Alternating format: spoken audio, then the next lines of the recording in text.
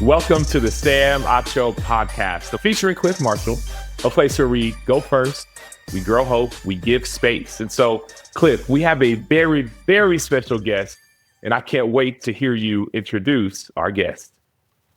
Yes, Sam, I'm so excited today because we have Jalen Hood-Schifino on the show. Now, I call him Fino. I'll probably call him Fino throughout the show today. But Fino just finished his second year in the NBA, and he played his college basketball for the Indiana Hoosiers, where he was named Big Ten Freshman of the Year in 2023. And he went on to become a first-round draft pick to the LA Lakers. And we will certainly get into that later in the show. But Jalen, I want to just say thank you so much for joining us, for giving us your time this morning. And we talk on this podcast about faith, family, football, and finances. Now, you don't play football, but you come from a football family. Can you explain to us a little bit about how football is a part of your blood? Yeah, football is a big part of my blood, man. And even before I get started, I just want to say I appreciate both of you guys for having me on. Obviously, I don't know you like personally, Sam, but it's obviously great to meet you, and I can tell you're a good man and everything. And for you, Coach Clif, you already know what it is between us. Great dude. We always talk about great humans. You're definitely the example of that. So I just want to say I appreciate you and give you your flowers. But to answer that question, man, yeah, I grew up in a basketball and football family. My uncle Jake actually played in the NFL. He played for the Texas Titans, Texas Titans, and then the Houston Texans, and he played with the Patriots as well. So in my early days growing up, I remember being in my grandparents' house and seeing him going through like his routine in the weight room downstairs, or being in the backyard, him teaching me like the 9 o'clock, like all the catches, because he played wide receiver and everything. So I had that example. My dad played quarterback as well. So when I was playing up in my early days, I played quarterback. So I was always outside with my dad throwing the football. He was always, giving me the ropes, teaching me the ropes. Who else? My cousin DeAndre played football for the University of Pittsburgh. He's a couple years older than me. So growing up, being younger, I've always, had him and my other cousin Sharon, who played college basketball at Point Park. Had them to always grow up with playing basketball and football. So, yeah, man, I always had football and basketball kind of in my life since I was a baby. So it was I was pretty much born into it. So part of our question. Oh, go ahead, Sam. Sorry. Well, real quick, I know Cliff, but I got a question of, okay, you grew up in a football and basketball. Why'd you choose basketball over football? Yeah, I mean, honestly, man, like growing, it's crazy because if you ask any one of my family members, like, if you was to spend a day with me as a little kid, I would be 100 different things in a day. But in terms of basketball and football, in the morning time, I might wake up, be a football player. In the middle of the day, I might be a basketball player. Then I might, what I'm saying? I was always switching off. But fast forward to when I was like in 6th grade, during that time, me, my mom, and my sister, we actually moved to Charlotte, North Carolina. And I went to a middle school, Bailey Middle School. 6th grade, you couldn't play sports. But my 7th grade year, that's when you could play. You obviously like the middle school sports, basketball, football, and whatnot. So tried out, played basketball and football 7th grade. I actually played with the quarterback for the Patriots, Drake May. Me and him played. He was a year above me, but me and him went to the same middle school. We played basketball together. We played football together. That was actually, I didn't play quarterback that year. He played quarterback and I played. I was good, but he played quarterback. And I played wide receiver, a little bit of running back, and I played defense as well. But I think after my 7th grade year, I was in Charlotte. Charlotte was like a big city for basketball. I was starting to kind of like get a little bit of buzz like in the city with basketball. Like people were starting to recognize me as like, okay, like this young kid is up and coming. He has potential. Like, so once I started to hear that and I started to just really want to perfect one thing, I'm a type of person, like I need to like die down and focus on like one thing. And I've always felt like it was tough to be in basketball season and like be my best at football and vice versa. So for me, it was like after my 7th grade year, I kind of told my mom for my 8th grade year, I really want to like take this time to just lock in on basketball and get ready for high school. Cause I feel like, I told her like, I feel like I'm going to end up making it. So yeah, that was kind of the story with that. 8th grade. like eighth grade was like that was like the time I decided it was time to focus on basketball. For sure. Well, Fino, you've got the body for both. Let me tell you, Sam, he came on his official visit and I measured him in, right? I get his height at 6'5". I get his wingspan at 6'10" and a half. And then I weigh him in and he's 215. And I'm like, as a strength coach, right? In college basketball, that is your dream, to have a freshman point guard walk in at that size. But Fino, you had the body. You could have played football as well, no question. The other thing I want to mention on your official visit, I'll never forget, your mom and your sister came with you. And I knew right away that there was a special bond, a special connection between you guys. Can you speak to that and why your mom and sister are so important to you? Yeah, like I've always went by. I've probably said in the media too, in like interviews, it was always street or hard way, and that's not taken away from anyone else. Like I have a huge support system. I have a lot of great people who support me, who's poured into me. So that's not taken away from anyone. But like I said, when I was in sixth grade, me, my mom, and my sister, we moved to Charlotte, North Carolina, and it was just us down there. So we did spend a lot of time together. Early on, before I made a transition later in my high school career, it was typically just us three. So growing up, like during those early years where I was like in the process of playing AAU basketball, playing middle school sports, like my mom was pretty much doing everything. Like she was the one taking me to those practices. She was the one staying up late. She was the one waking up early before work to take me to like just making all the sacrifices and doing all the things that I needed to do to pretty much be the man I am now. And my little sister, she's 12 right now, but early on during those times, obviously she was a baby, so she don't know what's going on. She's just always in the gyms, being up late, falling asleep on the bleachers, just pretty much not having to say, just being a baby, having to just be in all the gyms, being around sports. So those two definitely made a lot of sacrifices. So for me, it's always been through the hard way. And, now I've reached my goal and my dream of getting to the NBA. So now I try to just repay them and just always show my gratitude towards them for everything that they did for me. Fino, I want to go back to y'all moving to North Carolina. What caused that move? Yeah. So I actually need to go back a little bit. So I'm from Pittsburgh, and then when I was either 8 or 9, me, my mom, and my dad moved to Charlotte when I was like 8 or 9. So I was like maybe I was 8. So I was like in second grade, from first to second grade. I was 7 actually. I was 7. So from my first and second grade year, I spent 2 years in Charlotte with my mom and dad, and then for my third grade year, I ended up going back to Pittsburgh. Spent third grade, fourth grade, some of fifth grade, and then during those years, my mom and my dad had split, and then my sister ended up, being born. So my mom just decided she wanted to, have a change and kind of start something new. So that's why we made the return back to Charlotte. And Fino, obviously you've moved from Charlotte, right? Now you went to Mount Verde, right? To go to high school. You went after Mount Verde, you came to Indiana University for 1 year, and then boom, you're off to the NBA. So you've certainly made the most of every opportunity, but I really want to talk to you about that transition from high school to college and kind of what that was like for you, both mentally and physically.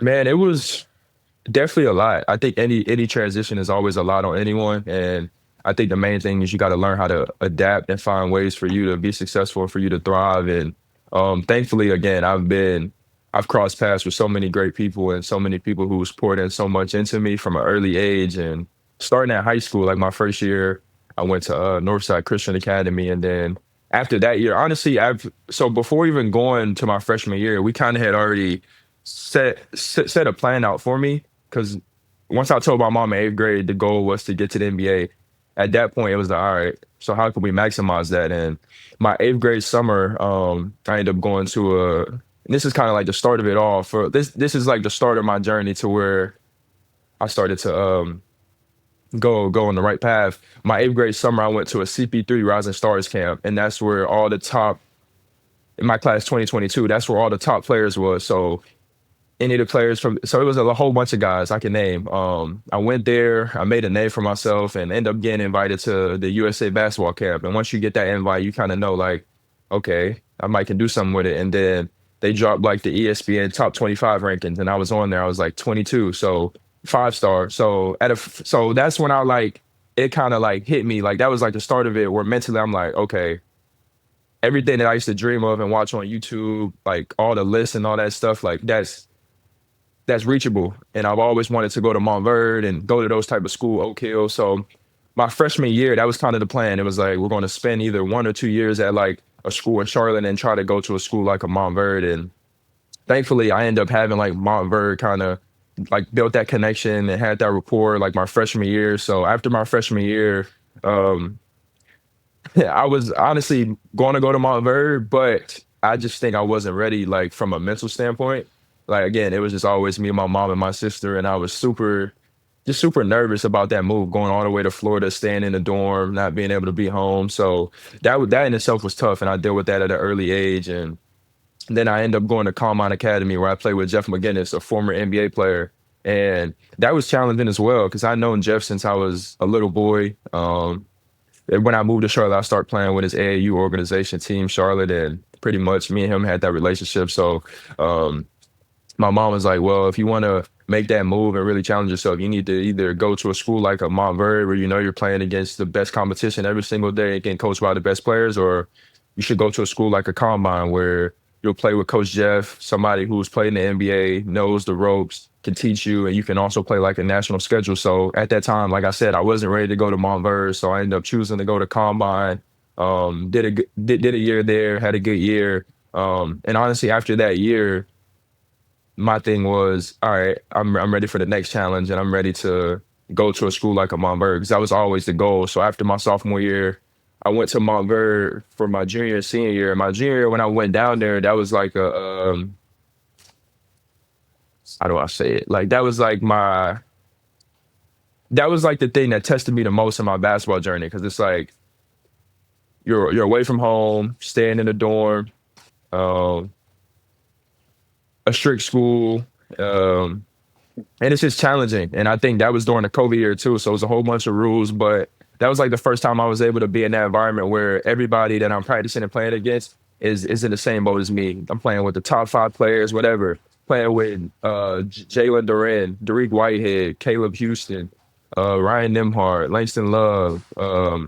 Those are some of the guys that were on that team my junior year. And I didn't even play a lot that year. Honestly, that was just more like a development year, a lot of learning. And that was more so that. And then I came back my senior year, started point guard, played like 30 minutes a game, and won a national championship. And then I ended up decided to come to Indiana. And then after that, man, the rest is history. I want to real quick, because I want to get to the Indiana piece and that, but going back to the adversity, we talk a lot on this podcast about adversity and how that can build character. What did you learn during that junior year away from family about yourself? Honestly, I did learn that I'm like I'm able, anything I put my mind to, I can do it, and that I'm very tough. Because again, my junior year, I was like, what, 16 or something, around that age, whatever. And again, that's not normal for any like high school kid to like just be away from all their family and just to be, at a dorm. And now it's like, all right, you could tell like my life is kind of shifting towards like I'm putting all my eggs into basketball. And obviously, like Montverde's a great school as well, not just for sports, like a great academic school and everything. But when you go to Montverde and you're on the like all right, like basketball is like gonna be my lane. So again, like just being away from home and then playing like 7 to 8 minutes a game my junior year, like it was tough. And I used to call my mom all the time and just be like, Mom, like truthfully, like I don't like it here. Like I would say that to her, but it would never show up in like my attitude. Like if you ask any of my coaches or teammates, like I showed up to work every day. I got extra work in. I never verbally necessarily complained at practice or to anyone around. But to answer your question, like whenever I was going through all of that and I still maintain and stay even keel and just continue to put in the work, I think that was when I knew. And then that summer, I had a good summer with AAU and everything. And then I went on to have a good senior year. Fino, I want to talk about while you're at Indiana, right? You're a true freshman. You come in, you're on a team that is full of a lot of older players. Yeah. And, you came in, and if somebody was watching from afar, it was just how you handled your day-to-day business, that you weren't your typical 18, 19-year-old freshman. I'll never forget the first time you walked in the gym. It was like first week of June, everybody's getting to campus. Sam, you remember that first week that you were on campus at Texas as a Longhorn football player. And I just like to watch the players, how they carry themselves. And I'll never forget Fino comes in the gym before they play pickup. Most guys will grab a basketball, right, and just start getting up some shots, right, getting loose. Fino grabs a mat, and he goes to the corner, and he starts going through his own dynamic warm-up. And I'm like, man, this guy's different. And, of course, he goes through that. Fast forward, right, he has an incredible year. He's the Big Ten Freshman of the Year. But I want to talk about the mindset. We have an optional game day chapel, and Fino would always show up there. And Fino, do you remember that I challenged you guys to choose one word to focus on during the season? And then you would kind of choose a Bible verse that would go with that. Can you tell us what your one word was and why you chose that? I remember during that time, my word was peace. My word was peace. And I think I just chose that because I think that was during a time where, to be honest, like at times, I'm typically a person who's, you kind of know my personality, Cliff. I'm more just reserved and kind of laid back. So I typically don't get like too high or too low. But I think even after my senior year, like I knew I was going to a great school, was going to be around a lot of great people, but I did that's just always been my goal, to be a one and done. So I'm not going to say I put a lot of pressure on myself to do that, but I definitely went in with the intention to like, all right, I'm going to put in the work and I'm going to maximize what I can to get to that level. And I think early on, honestly, before the season, I was creating some buzz because we had a good pro day or whatnot. So that's definitely in your mental as an 18, 19-year-old kid. You're obviously thinking about that. And I think fast forward as the season was going on, I didn't start off the season good. Wasn't shooting the ball as well. Like I was playing well overall, like being a good playmaker, facilitator. But in terms of just like my shooting and everything, my numbers weren't good. And I think just fast forward as we started to play through games, I think I just started to find myself settle in and kind of find that peace. And that was just kind of the word I gave Coach Cliff, because I just felt like, especially in the college season, you're going to go through many ups and downs. You're going to go through wins, losses, great games, bad games. But if you can have that internal peace and stay even keel, you'll be able to, maximize and get what you want out of, the situation and try to reach towards that positive outcome. So I think peace for me in college was definitely a big thing. It's something that I tried to focus on. Hey, Sam, real quick. Yes, please. Sam, go, I just got to go. say Yes. this. If you were to walk in my office right now at my home, Fino, you'll see throughout the office, right? He's got this picture right here of me and him on draft night, which I'll get to in just a moment. But that's at the NBA draft, the green room that he was a part of. Yeah. But more than anything else, man, I have a letter that Fino wrote to me as he was departing his last week in Bloomington, Indiana. Now, he didn't just write me a letter. He actually wrote it to every assistant and also the head coach. And the letter that he wrote to me says, Coach Cliff, thank you for your time, passion, and dedication in getting my body prepared to play at the highest level that I can play at. Peace. That's the one thing I was searching for this year, and I got it. You're a big reason for that. I will cherish the times we spent outside of basketball, especially going fishing and the game day chapels. Thank you for always reminding me to do my best and to trust God with the rest. God is faithful. Love, Fino. I share that with you guys because I want you to know that's the heart of Jalen Hood-Schifino. How many other 19-year-old freshmen would handwrite a letter and give it to every coach that was a part of his journey at Indiana? And then obviously, I'm chasing crowns, not rings, as a coach.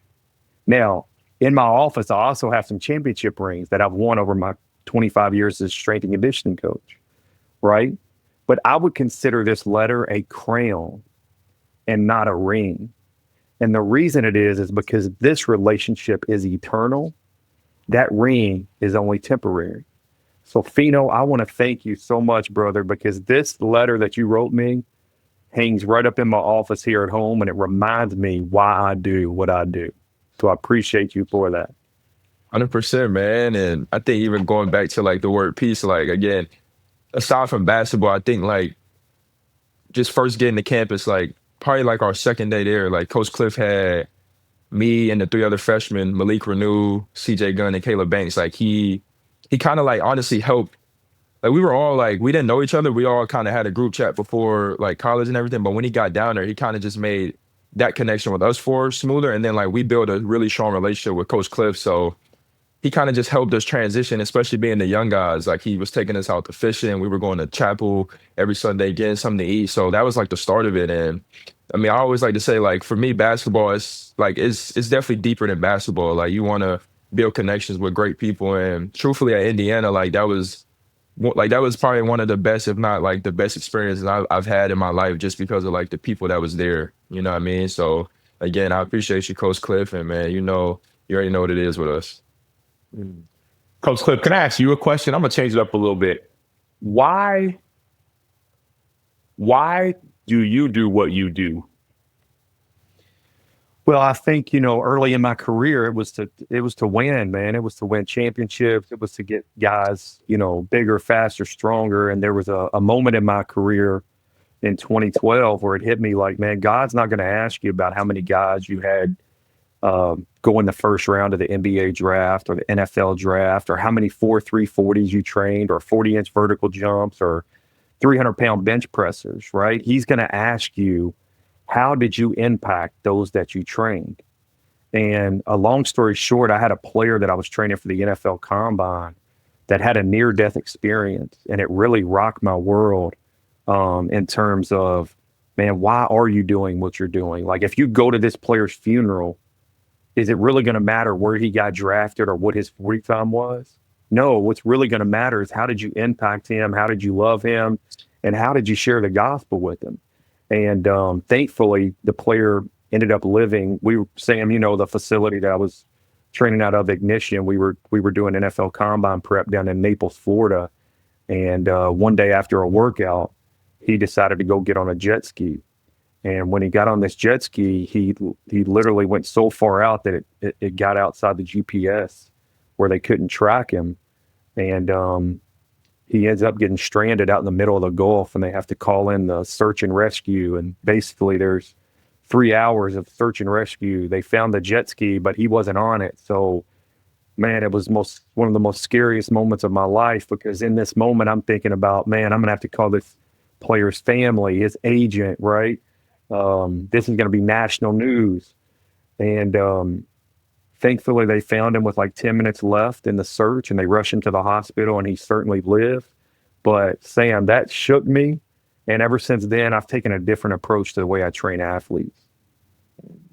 And it sounds like it's like there's a lesson, Fino, I'm hearing from you, and Cliff, I'm hearing from you as well, is it's not always about the tangible things that you can feel and touch. It's almost about sometimes more of the intangible things that you maybe cannot feel or touch or see.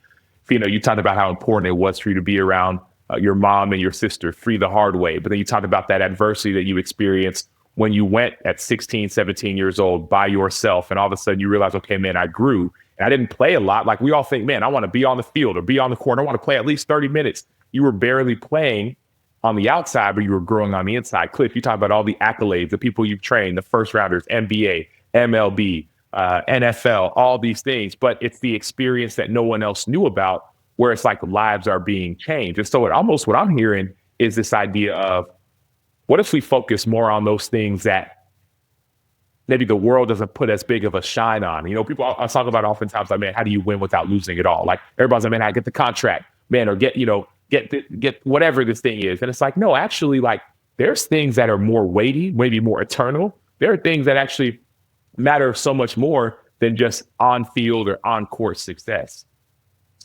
100%. I agree with that. And I think like, again, like now 2025, we live in a world where like social media and everything is at our fingertips. You're able to it's just a lot. So I think like sometimes you can definitely get caught up in the social media or getting caught up into like how it should be or whatever. So I think like you said, just controlling the things you could control. And honestly, like things aren't always gonna go your way. Everyone's gonna go through good times, bad times. But if you could control your mind and control your everyday approach, I think you'll eventually end up being in the place you want to. And I think for me in my life, that's kind of how it's been for me. Like the times where it's been the hardest or the times where it might not have been going my way. When I focus on the things that I can control, which is my mind, taking care of my body, putting in the work, being a good person, all of those things, I feel like at some point it might not have been when I wanted it to, but God's gonna show you the way pretty much. So no, for sure. I definitely agree with that.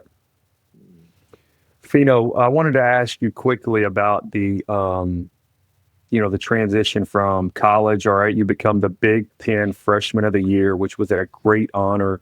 You play on a team that becomes, a number 4 overall seed in the NCAA tournament, and you end up getting beat out of the tournament by the Miami Hurricanes, who ended up going on to that year to the Final Four. But one thing that I'll never forget about that is that when you're in the March Madness, Sam, and you're playing in the tournament, they have what they call open interviews. And so that means win or lose, after the game, the media comes in and they interview the players. And so it's kind of like an NFL locker room, which you're used to that, Sam. But the rule is that you have to be at your locker and you have to be in front of the media. And I will never forget, man, that I go in the restroom and I hear somebody crying, right? Like just uncontrollably crying after this game. And they're in the stall and the door is locked. And I could tell it was Fino. And so, Fino, I wanted to ask you about that moment, because I know you were supposed to be out there in front of the media answering questions, but you were so distraught that you couldn't even face them. And there was pain and there's heartache. But I want you to walk me through what you were feeling in that moment.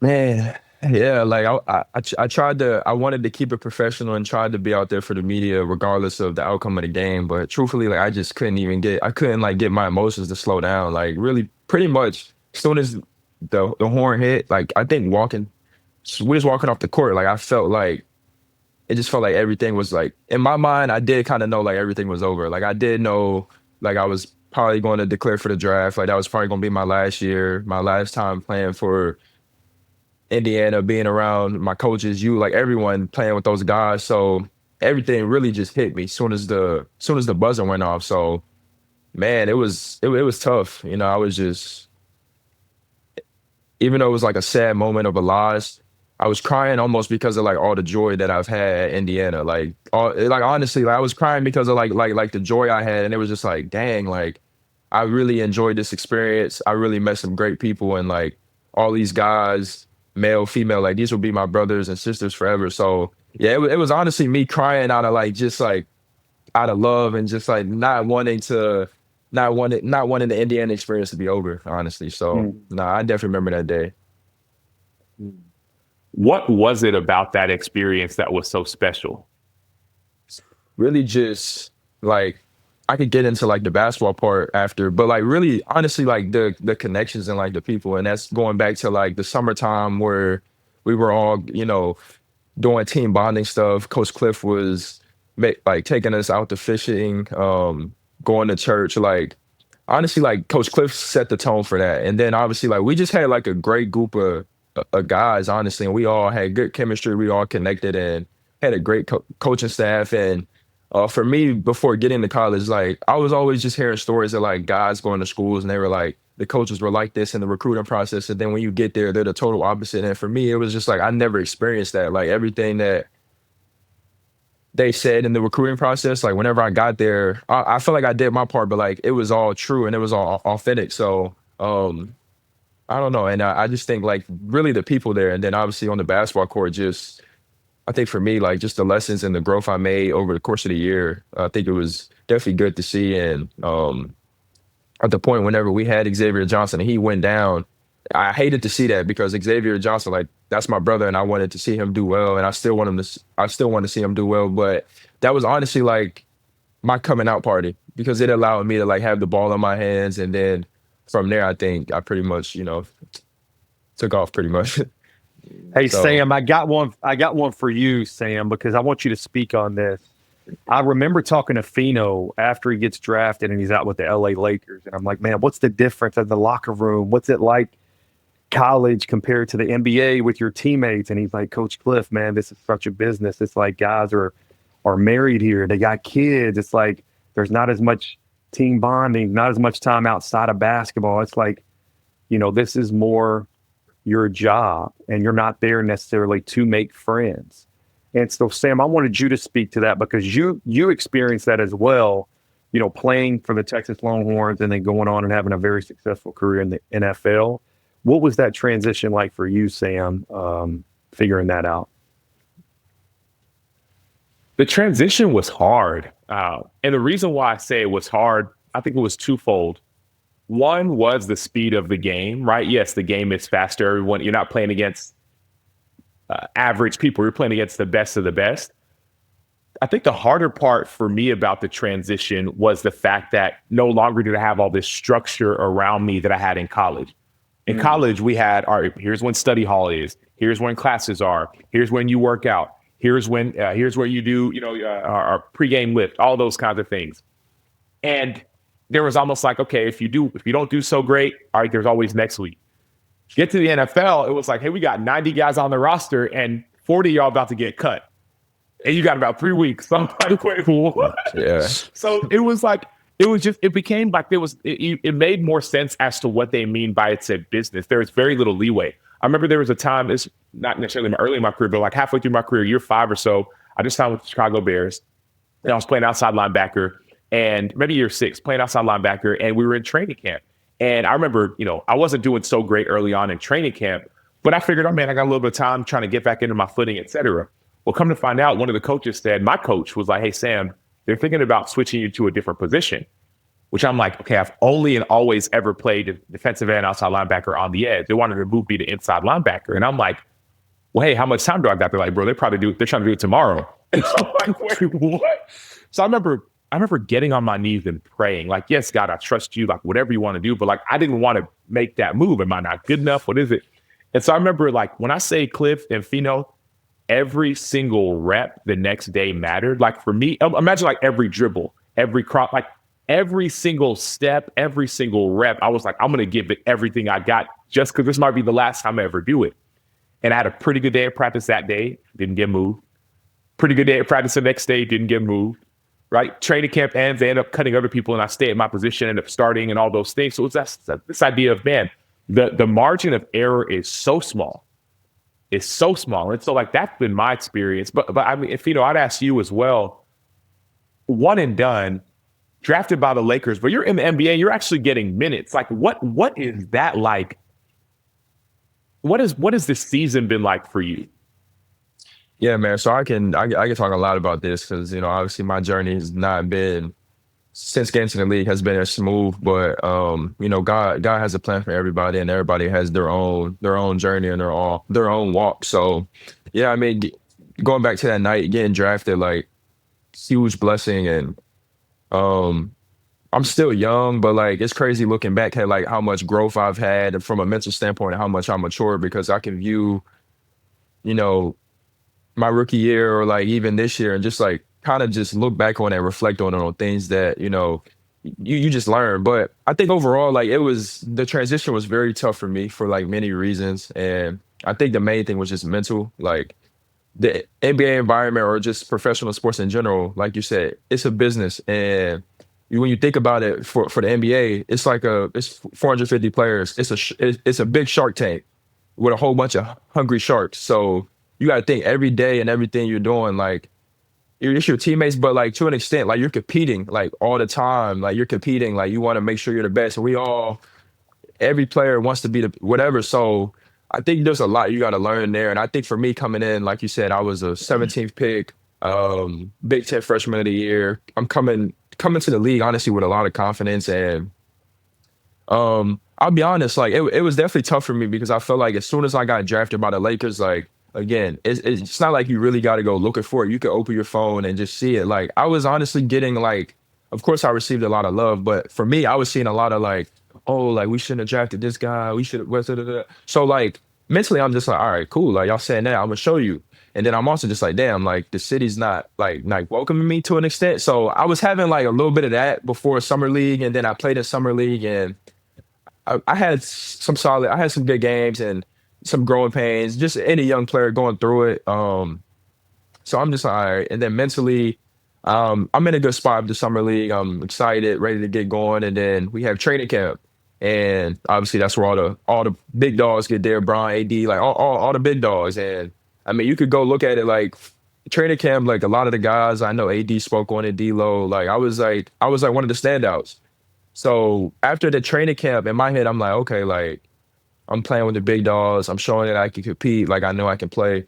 And then we have our first preseason game against Trey Jackson Davis, the Warriors. And I didn't have a great game, honestly. And I think from that point, like mentally, it was just kind of like, it was tough for sure. Cause I'm just like, all right, like we set goals for ourselves sometimes and we set a certain standard and we want it to be like this. But sometimes in reality, it don't always go like that. And I think at that time as a young guy, again, I was coming off Indiana, was coming off of like that feeling of always being, you know what I'm saying? And then you kind of go to the league where you really start from the bottom again. You got to work your way up. And on the court, things might not go as well. And then in like maybe my third or fourth preseason game, I caught like a dumb injury. It was a rebound. One of my teammates got the rebound and started pushing it up the floor, but he like banged knees with me. Then my knee like hyperextended a little bit. So that caused me to end up missing like my first however many games in the NBA. So once that happened, it was like mentally, I'm just like, all right, we're starting off the journey with an injury. So like that was like my first kind of, you know, adversity I kind of face in the league where mentally I'm just like, all right, I'm going through an injury. And then you know how that is. You got to ramp up, get the body right for that. So whatever. And then here and there I would get minutes. And then I just think mentally I was in a tough spot. I think mentally I think it was a lot of pressure.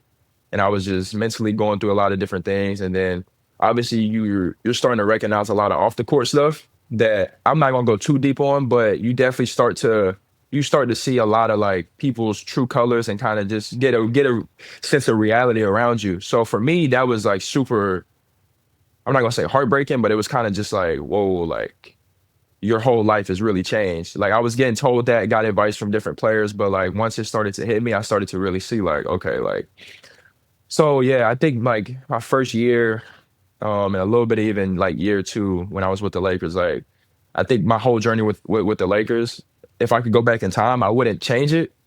Well, I take that back. I wish it could have went differently in terms of like me being healthy and being able to be on the court and produce. But in terms of how it played out, I think it gave me everything I needed from a spiritual standpoint and me like just learning a lot by myself as a man. It allowed me to mature, to understand like the whole NBA landscape, to learn how to really be a pro on and off the court. Like I always like been a pro, but like really like be a pro in terms of like,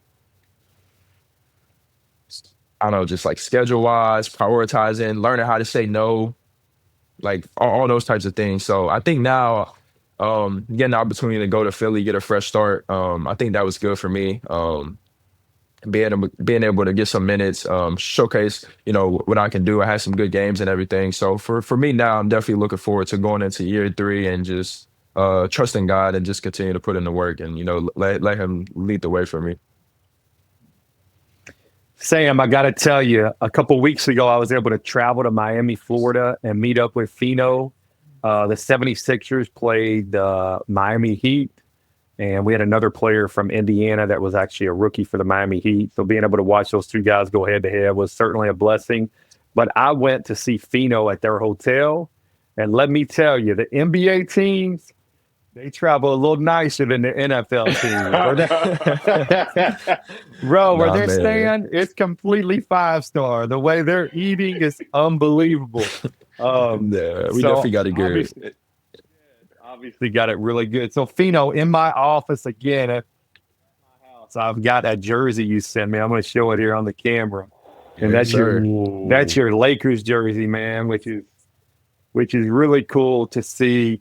But I want to ask you about your first interaction with LeBron James. Obviously, this is a player you've watched growing up. You're drafted to the LA Lakers. What was your first interaction like with him when you got to LA?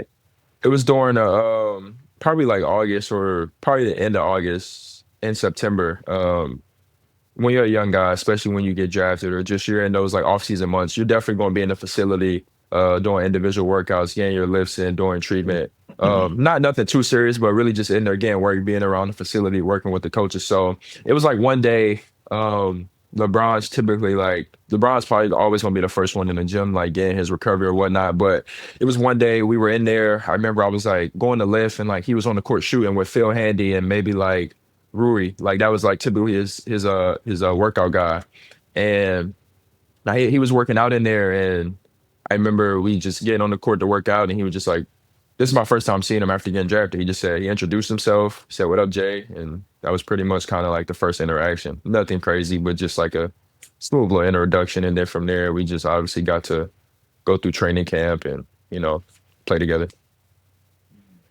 And you've told me a little bit about like. Obviously, you take care of your body to the highest level, I believe. Yeah.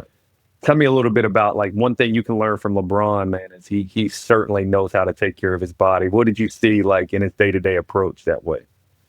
He's literally just like a machine. Like everything you see on the internet, you see about him taking, like he really does that like every day. Like his whole day is regimented from how he takes care of his body, how he eats, like the time, like we can be flying back after a game from wherever. Like he has his sleep mask on. He might be getting a massage on the plane. He's gonna make sure he get his nap in. Like he's super like, I don't know, he's super locked in. And it's like cool. And to an extent, it's almost just like scary how someone is like, especially he's year 21, he's 40 years old. It was honestly crazy to see, like just him being obviously at this point, this is year 2 for me, so this is pretty fresh. So he's obviously at the top of his game, already got all the accolades, has everything in the world, and he's still like the first one in the gym, like super locked in every single day. So for me, being a young guy, like that was a great example to see, and definitely a huge blessing to just be able to be around that type of greatness, see it on a day-to-day basis, and to be able to get a lot of key information for me to be the best player I could be. This is really cool because Fino, I was with you on draft night. Like you invited me to be in New York with you. You were in the green room. Like I have trained 400 professional athletes, but I never actually got invited to the draft where somebody was in the green room. So being a part of that was like so surreal. And thank you for that invite. But I was also with Sam Acho on his draft night in Dallas, Texas at his house. So the fact that I'm talking to both of you guys right here, I want to talk specifically about draft night, like the nerves that you feel. And maybe Sam, let me start with you and kind of how you felt going into the draft and how it played out, and then Fino, you as well. My draft journey was a little bit different. I remember at the end of my senior year, we don't get a lot of one. We not a lot of one and done in NFL and in football. Right. I got one and done in basketball, but I finished my senior year, and I had a pretty good year. And so I was told by agents and scouts and everybody that I was going to be a kind of a mid-round selection, right? 3rd, 4th, or 5th. But if I did well at the Senior Bowl, then my draft stock would increase, right? That's like our all-star game. If I do well at the Combine, my draft stock would increase. Well at the Pro Day, my draft stock would increase. We'll go to the Senior Bowl. Von Miller wins MVP. I win most outstanding performance. So I'm like, boom, check. Go to the Combine with Clif. You and I have been training together the entire time. We go and set a record for the L-cone drill, still standing all-time record for the 3-cone drill, top 10 in 40, top 10 in the short shuttle. So I'm like, boom, check, Combine. Go to my Pro Day, interviewing coaches, boom, short I play linebacker, check. Mike Tomlin, after my Pro Day, was like, hey, Acho, are you ready to be a Steeler? I'm like, man, I'm ready, coach. Where do I sign up? Like, I'm like thinking, okay, boom, like this is it. Like in NFL, like day 1 is Thursday, right? Round 1, is Thursday. So I had something little set up for round 1, but like round 2 and 3 is on Friday. So all the agents, my agent, the coaches, teams that brought me in, et cetera, they're like, hey, you're going to be, 2nd or 3rd round pick. You've done all those things. So I'm like, all right, cool. Round 1 came, which is Thursday. Nobody, I won the 1st round pick, so I'm cool. But round 2 and 3 was when I was 99.9999% sure I was going to get drafted, because all the teams that told me, and my agent and everyone.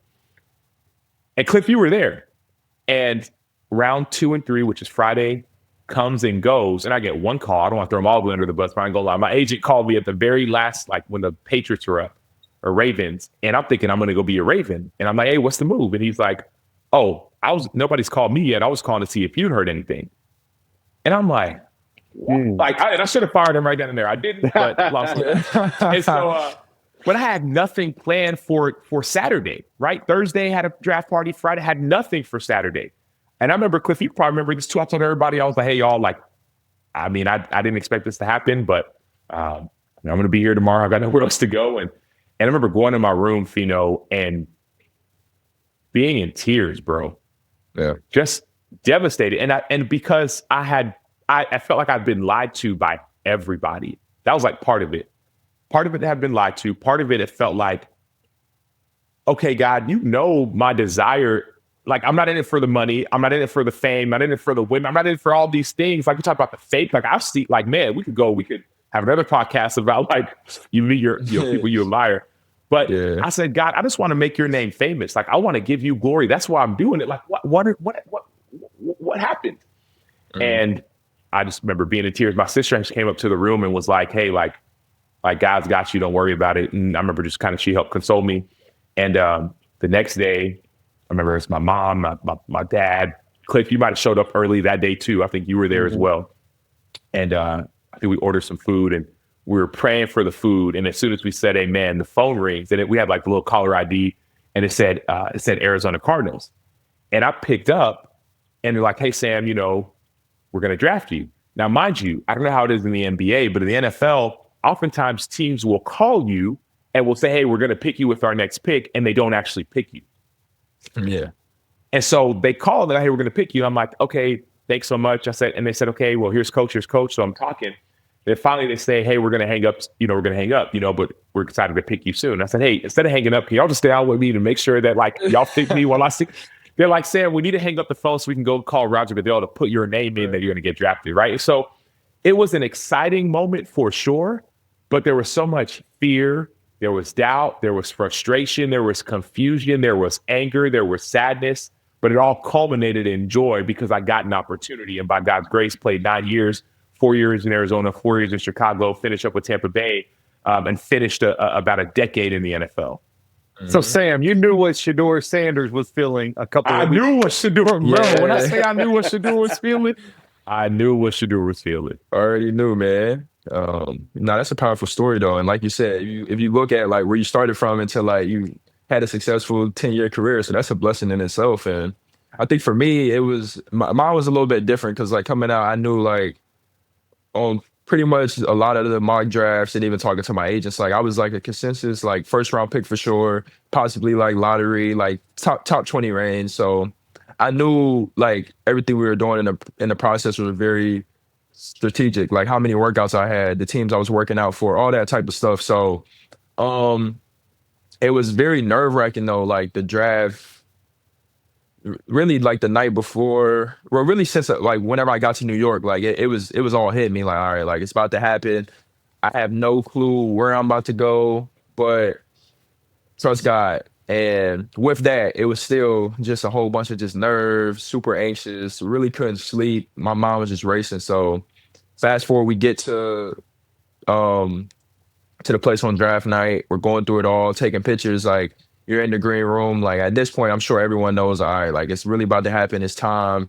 So that was really my whole feeling. And throughout the night, just talking to my agent, like, all right, like it's this team saying this, like what's going on? And for me, it was really no word on like where I was going. So for me, I'm just at the table, just kind of like all right. And then I'm just seeing teams go down. Honestly, like for me, like when I started to like pay attention to where I feel like I could go, honestly, it was like around probably like Utah at 9.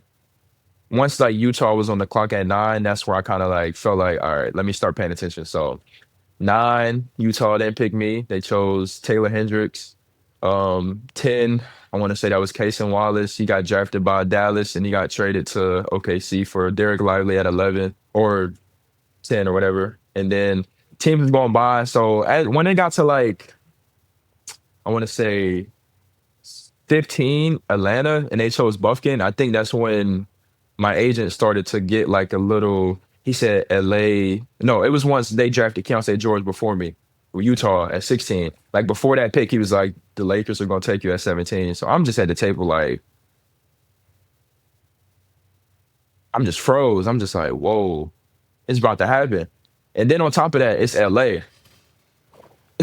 So I'm just like, whoa. And my favorite player was like Kobe growing up. Like I was always just looking at his workout videos. So I'm just like, this is like a full circle moment. So it just all started to hit me. And then Rob Pelinka called me. And I'm like, all right, like it's about to be that time. Then I start seeing the cameras come over and I'm just like, oh man. So I don't know. That was like something you always dream of. And then like I tell this every time because whenever I was going up to like I'm saying hey to everybody, giving hugs, and I'm walking up to the stage, like no exaggeration, like everything went silent. It was like I'm walking up there to Adam Silver and like everything I'm thinking about is just like my whole journey, like everything I went through. I'm just walking up there just like, wow, like I'm finally here. But then obviously once you get drafted, it's like, all right, cool. Now it's like you gotta really start to really put the work in and you start from the bottom. So no, the draft experience was definitely cool. What's crazy is I actually watched last night. I always watch my highlights or whatnot. I was watching like me get drafted last night, and it still give me the same feeling. Wow, like, amazing. Same butterflies, yeah. And Mike Woodson, your head coach at Indiana, was right there to hug you, and man, just that picture was beautiful. And Sam, I got to share this story, man. One of maybe my favorite game from the 8 years I was at Indiana University with men's basketball as a strength coach was Jalen's freshman year, and it was at Purdue. Mackey Arena, Sam. Like, this is our in-state rival, our, and they've had the number of Indiana the last few years, right? But we had already beaten Purdue once that year, and they were currently like number 5 in the nation. We were number 17 in the nation, and Indiana hadn't beat Purdue at Purdue in a very long time. Well, fast forward, we're at a shoot-around, right? Game day shoot-around. And I'm talking to our team doctor who's been with the program for like 45 years. And I ask him, because I respect him so much because he's seen basketball at Indiana since Bobby Knight. And I said, Dr. Rink was his name. I said, Dr. Rink, is Fino a pro? I said, is Jalen Hood-Schifino a pro? And he said, Coach Clif, I'll tell you after tonight. So we play, right? Got like 22. He's cooking. He ends up scoring 35 points on the road at Purdue, and we end up sweeping the Boilermakers. And I'll never forget after the game, Dr. Rink coming up to me and saying, Clif, he is certainly a pro. And man, oh man, Fino, what a great performance that was, and what a great memory that was. We've actually got a picture after that game holding a broom because we swept the Boilermakers that year. So that was a great moment for sure. Yes. Man, that was a great time. I remember that game, man, like it was yesterday. Definitely was a lot of fun. I think like even going into that game, like I knew like obviously like Purdue, Indiana, you already know that's a big something big for the stay in. I knew we had one in there in a while. I know we beat them at our place, so I'm like, all right, let's try to get another one, especially in there. And you probably got the picture, Coach Clif, like before the game, Trace like got his arm around me or something. He's like saying something in my ear. I remember him telling me like be you tonight. And I'm like, all right, cool. And I remember the game starting, and like obviously Trace was like probably like the best player in college basketball, like and like stats, all that stuff. Like he was doing it all. And he was obviously a big focus every single night. And I remember they was just trying to take away a lot of his stuff. So for me, I'm seeing that, I'm just like, all right, now I got to be aggressive. And I remember I hit like my first couple shots, and I'm just like, all right. And then on top of that, it probably helped that I couldn't really hear. It was so loud. I couldn't really hear anything. So in terms of like hearing Coach Woodson on the side call, I couldn't hear him say anything. So I was pretty much just running everything on my own. So it was just like it was just a good layout, and it was like a good game. And I was just happy to get the win, honestly, to beat them 2 times. So that was it. It was cool. I got the photo of you and Trace, man, right here. If you could see that, man. Yeah, that was a monumental moment, man. That was a incredible game and great experience. And Sam, I know you've had those moments too when you played in college at Texas. But when you talk about getting in the zone and being in that zone, man, Fino was certainly in it that night, and it was really, really cool to see. Mm-hmm. So, Fino, I got one more for you, and then Cliff's going to close us off. But I asked every one of our guests this, and I'm going to ask you. You've seen a lot. You're still young, but you've seen a lot. How do you win without losing it all? Well, I think you win without losing it all is it starts with you. I think as a whole, we are the creator of our own reality. So like you can wake up every day and set an intention and just have an attitude, or you can set the tone and trust God, talk to God, be positive. So for me in my life, like, again, the journey hasn't been easy. It's been a roller coaster, but that's for everyone. So for me, I always just try to stay grounded. And for me, I always use the word gratitude, like for every single thing, every person I encounter, every experience I encounter, like good or bad, like I'm always just grateful to experience that. I'm thankful that God's presently have me here and waking me up every single day. So like, honestly, for me, like whatever I'm going through, I always just stay grounded and just stay centered and just trust God, because again, we are going to go through so many different things. Like that's undeniable. Failure is going to be undeniable, but for me, failure is no option. It's not that you're never going to fail. It's like you're just never going to give up. So I don't know. I think if you just trust God and you can control yourself, control your attitude, the way you view things, and just try to be positive, I think you'll be fine. Really good, Fino. My last question for you is, you talk about faith a lot, you talk about God a lot, even in today's podcast. I just want to know, you've got the God Strong tattoo across your abdomen, right? You've got like this faith about you. I want to know who has had the greatest influence on you in your life when it does come to your faith. Man, it's so many different people and so many different things. Honestly, like I would say like my family as a whole. I can even say you. Like, I don't know. I've had so many different experiences that's helped me. Well, yeah, that's helped me honestly, like, want to continue to strengthen my relationship with God. And then I've like truthfully just like experience in my life. And I think like I've always considered myself to be a believer. I've always tried to be righteous in my own way and things like that. But honestly, my rookie year when I had surgery, March 21st, once I had like that low back surgery, that was like the first time I feel like I had in a while where I just slowed down and I had time to just reflect. And like, it was a lot of different like things that was happening to me from like a spiritual level, and like things that I was starting to like realize. And I feel like I was just starting to realize a lot of different things. So I think for me, man, I just view the world and like everything's God for me. So I just try to be a good person, do my work while I'm here, like do God's work, just be a good person, be respectful, be humble, work hard, and just try to do all the right things. So I know God's proud of me for sure.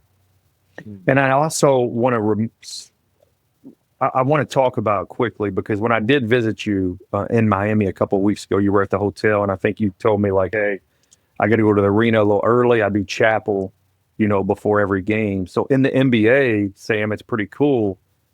Every team offers a game day chapel, and that's the home team. However, the opposing team is allowed to join that as well. So Fino, can you talk about that? Like what's it like sitting in a game day chapel with a player that you're about to face off against in probably 60 minutes? Yeah. Chapel, yeah, every team has a chapel, and it's every game day at 60 minutes on the clock. And I don't know, it's just like a time for everyone to kind of, obviously you're about to go head to head, compete against these guys of the opposite team, but it's like a second for you to just connect with, God, and kind of take that time to make space for each other. And honestly, chapel, that's one of my favorite things about my pregame routine, because, you're lifting, doing treatment on the court, but it allows you to relax and just remember like why you're in this position. Like God has blessed everyone in that room to be in their position and to be on their own walk in life. So it's definitely cool to be able to share that time with everyone and to talk about the gospel and be in spirit with each other. Yeah, you're great in that. Yeah, if we could share one more thing, Failure is no option. Failure is no option. Tell us about your brand, but also why that matters to you so much. Yep. When I was in ninth grade or ninth grade, when I got invited to the USA basketball camp, in the email they had said, bring something that's very that like represents you or something that's meaningful to you. And I was just trying to brainstorm and just trying to think of like, what can I do that's something that represents me or something that I could bring that's valuable. And my mom had came up with, I want to say she had just said, why don't we get a t-shirt that says Fino, failure is no option. And I'm just like, oh, wow. So I remember like originally, like we bought like a regular white tee, probably just like a Hanes white tee. And I think she had like, this might be extreme. I don't know. She either like went and bought like the letters or whatever. She might have either ironed it on or she got it put on like Fino failure is no option. I took it, whatever. And I think from there, that's kind of just been our thing. And my mom even started, our family thing. It's called the Fino Project, and it's something that we're going to continue to elevate. But we've done camps in Pittsburgh for the kids. Did a camp in Hawaii last year. It's just like something we want to do to try to give back, and it's just it's a mindset that's going back to like just life, and it doesn't have to be for sports. It's like failure. Everyone's going to go through some type of failures. Some of the most successful people in our life have failed to get to the point they're at. So it's like, how did they get there? By keep going. So I think it's just, again, it's about mindset, being positive, and just always knowing that in this life, again, you're going to fail.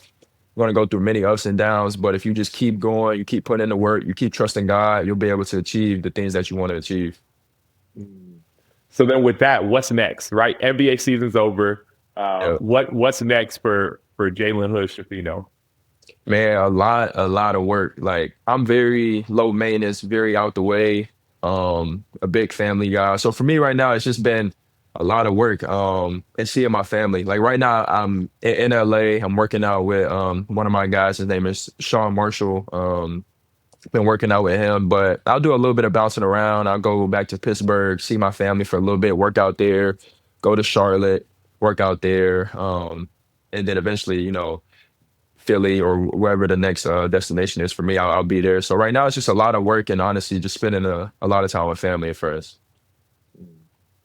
Fino, I may have to bring Sam out to Vegas, man. If you're out there for the summer league at all this summer, Sam, we need to take a trip out there in July, man, and check out these all these NBA players that I was blessed to train during my time at IU. Maybe we'll shoot a couple podcasts. Maybe we can link up with you out there, Fino.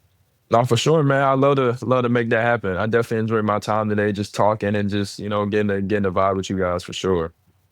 No, definitely. We appreciate it. Well, Fino, thank you so much for joining the Sam Acho Podcast featuring Clif Marshall.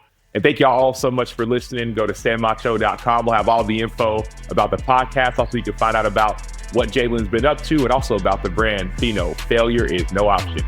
We'll see y'all next time.